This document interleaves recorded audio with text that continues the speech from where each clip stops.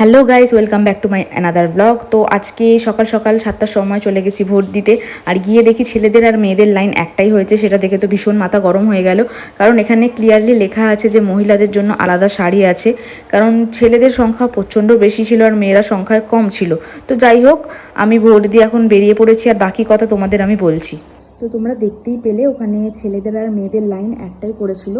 মানে সবাই ভোট দিয়ে বেরোচ্ছিল। আমি জানি না কেউ কমপ্লেন করেছে কি না, বাট আমি যখন ওখানে যিনি পুলিশ অফিসার আছে ওনাকে জিজ্ঞাসা করলাম যে মেয়েদের লাইন কি, মানে রাস্তায় লাইনটা হয়েছিল বেসিক্যালি, তো মেয়েদের লাইন কি ভেতরে গিয়ে আলাদা হচ্ছে?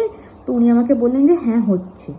তো সেই জন্য যারা ভোট দিয়ে বেরোচ্ছিল তাদেরকে আমি দুবার জিজ্ঞাসা করলাম, দুজনকে জিজ্ঞাসা করলাম, একজন পুরুষ একজন মহিলা, দুজনকে জিজ্ঞাসা করলাম যে ভেতরে গিয়ে কি লাইন আলাদা হচ্ছে? তো ওনারা বললেন যে না, লাইন আলাদা হচ্ছে না।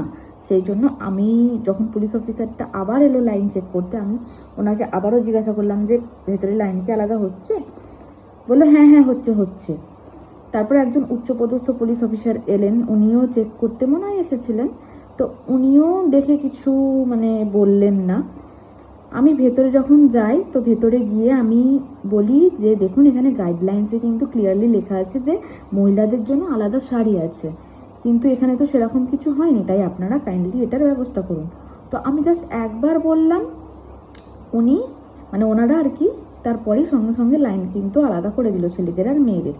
কিন্তু যারা পুলিশ অফিসার আছে, যারা দায়িত্বে আছে, তাদের কি কোনো গাইডলাইন্স দেওয়া হয়নি? তারা তো চাইলেই একবার গিয়ে বলতে পারতো, বা আমি যে এতবার রিকোয়েস্ট করছি সেজন্য তো একবার অন্তত ভেতরে গিয়ে বলতে পারতো, কিন্তু ওনারা বললেন না।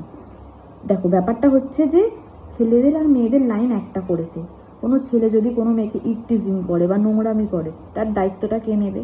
তার দায়িত্বটা তো ওনাদেরই নিতে হবে, ওনাদেরই তো লাঠিচার্জ করতে হবে, ওনাদেরই তো মানে সব জিনিসটা দেখতে হবে। সেহেতু এটা ওনাদের বোঝা উচিত।